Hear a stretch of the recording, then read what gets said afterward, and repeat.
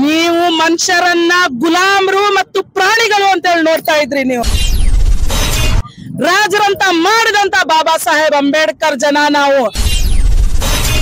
ನೀವು ದೇಶದ ಇಷ್ಟೆಲ್ಲ ಮೋಸ ಮಾಡಿದ್ರಿ, ರೈತರ ಮೇಲೆ ನೀವು ಲಾಠಿ ಚಾರ್ಜ್ ಮಾಡಿಸಿದ್ರಿ.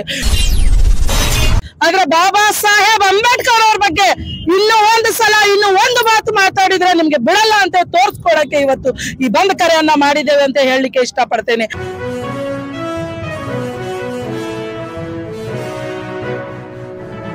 ಈಗಿನ ಪರಿಸ್ಥಿತಿ ಬಹಳ ಕರಾಳ ಪರಿಸ್ಥಿತಿ ಅಂತ ಹೇಳ್ಬಹುದು.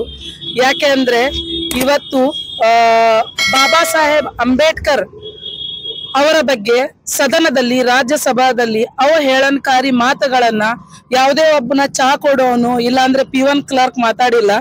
ಅದ್ರ ಬದಲಾಗಿ ದೇಶದ ಗೃಹ ಮಂತ್ರಿ ಆದಂತ ಅಮಿತ್ ಶಾ ಅವರು ಮಾತಾಡ್ತಾರೆ. ನಾಚಿಕೆ ಬರ್ಬೇಕು ಅವ್ರಿಗೆ. ಅವರು ಹೇಳಿದಂತ ಹೇಳನಕಾರಿ ಮಾತುಗಳನ್ನು ನಾವು ವಿರೋಧವಾಗಿ ಇವತ್ತು ಹಲವಾರು ಸಂಘಟನೆಗಳು ಹುಬ್ಬಳ್ಳಿ ಧಾರವಾಡನ್ನು ಇವತ್ತು ಬಂದ್ ಕರೆ ಮಾಡಿದ್ರು. ಯಶಸ್ವಿಯಾಗಿ ಕರೆಯನ್ನ ಎಲ್ಲರೂ ಸ್ವೀಕರಿಸಿ ಯಶಸ್ವಿಯಾಗಿ ಬಂದನ್ನ ಬೆಂಬಲಿಸಿ ಬಂದನ್ನ ಪೂರ್ಣಗೊಳಿಸಿದ್ದಾರೆ. ಇವತ್ತು ಭಾರತದ ಜನತೆ ಅಮಿತ್ ಶಾ ಮತ್ತು ಅವರ ಪಕ್ಷದವರಿಗೆ ಇದು ತೋರಿಸ್ಕೊಟ್ಟಿದೆ. ನೀವು ಇಷ್ಟೆಲ್ಲ ಮೋಸ ಮಾಡಿದ್ರಿ. 10 ಲಕ್ಷ ರೂಪಾಯಿ ಕೊಡ್ತೇನಂತ ಕೊಟ್ಟಿಲ್ಲ. ನೀವು ನೀರವ್ ಮೋದಿ ಕರ್ಕೊಂಡ್ ಬರ್ತೇನಂತ ಕರ್ಕೊಂಡ್ ಬಂದಿಲ್ಲ. ನೀವು ರೈತರ ಮೇಲೆ ದೌರ್ಜನ್ಯ ಮಾಡಿದ್ರಿ, ನೀವು ಮಹಿಳೆಯರ ಮೇಲೆ ದೌರ್ಜನ್ಯ ಮಾಡಿದ್ರಿ, ನೀವು ಎಲ್ಲ ಕೆಟ್ಟ ಕೆಲಸಗಳನ್ನ ಮಾಡಿದ್ರು ಸಹಿಸ್ಕೊಂಡಿದ್ರು. ಆದ್ರೆ ಯಾವತ್ತು ಬಾಬಾ ಸಾಹೇಬ್ ಅವರ ಮಾತು ಬರುತ್ತೆ, ಈ ದೇಶದ ಜನತೆ ಸಹಿಸಲ್ಲ ಅಂತೇಳಿ ಇವತ್ತು ತೋರಿಸ್ಕೊಟ್ಟಿದ್ದು ಬಿಜೆಪಿದವರಿಗೆ ಇವತ್ತು ಹುಬ್ಬಳ್ಳಿ ಧಾರವಾಡ ಜನ, ಈ ದೇಶದ ಜನ ತೋರಿಸ್ಕೊಟ್ಟಿದ್ದಾರೆ.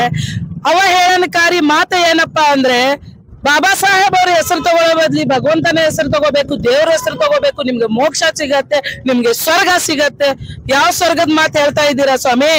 ಸತ್ ನೀವು ನೋಡ್ ಬಂದಿದ್ದೀರಾ ಸ್ವರ್ಗ? ಏನ್ ನರಕ ನೋಡ್ ಬಂದಿದ್ದೀರಾ? ನಾವು ಬ್ರಿಟಿಷರ್ ಕೈಯಲ್ಲಿ ಅರ್ಧ ನರಕ ನೋಡಿದ್ರು ನಮ್ ಪೂರ್ವಜನಿಗಳು. ಆದ್ರೆ ಇದೇ ಬಾಬಾ ಸಾಹೇಬ್ ಅಂಬೇಡ್ಕರ್ ಇರೋರು ಇದ್ದಿದ್ದಿಲ್ಲ, ಅವ್ರ ಸಂವಿಧಾನ ಇದ್ದಿದ್ದಿಲ್ಲ ಅಂದ್ರೆ ಪೂರ್ತಿ ನರಕ ಇದೇ ದೇಶದೊಳಗ್ ನಾವು ನೋಡ್ತಿದ್ವಿ ನಿಮ್ಮಂತವ್ರ ಕೈಯಲ್ಲಿ. ಇವತ್ತು ಬಾಬಾ ಸಾಹೇಬ್ ಅಂಬೇಡ್ಕರ್ ಅವ್ರು ಇದ್ದಾರೆ ಅಂತ ಹೇಳಿ ಈ ಜಗತ್ತಿನಲ್ಲೇ ನಾವು ಸ್ವರ್ಗ ಕಾಣಿಸ್ತಾ ಇದೆ. ನಮಗೆ ನಾವು ಸ್ವರ್ಗ ನೋಡ್ತಾ ಇದ್ದೇವೆ. ಇಲ್ಲ ಅಂದ್ರೆ ಇವತ್ತು ಹೋಗಿ ದೇವಸ್ಥಾನದಲ್ಲಿ ನಮ್ಮ ದಲಿತ ಬಾಂಧವರಿಗೆ ಪೂಜೆ ಮಾಡ್ಲಿಕ್ಕೆ ಅವಕಾಶ ಇರ್ತಿತ್ತ? ಇವತ್ತು ನಾವೇನ್ ಡಬ್ಬಿ ಕಟ್ಕೊಂಡು ಪಾರ್ಕ್ ಅಲ್ಲಿ ಕುಂದಿರ್ತಾ ಇದ್ದೇವೆ, ಆ ಪಾರ್ಕ್ ಅಲ್ಲಿ ನಮ್ಗೆ ಹೋಗಕ್ ಅವಕಾಶ ಇರ್ತಿತ್ತ? ಏನ್ ನಮ್ಗೆ ಸರಿಯಾಗಿ ಬಟ್ಟೆ ಹಾಕೊಳ್ಳಕ್ಕೆ ಅವಕಾಶ ಇರ್ತಿತ್ತ? ಸರಿಯಾಗಿ ಮಾತಾಡ್ಲಿಕ್ಕೆ ಅವಕಾಶ ಇರ್ತಿತ್ತ?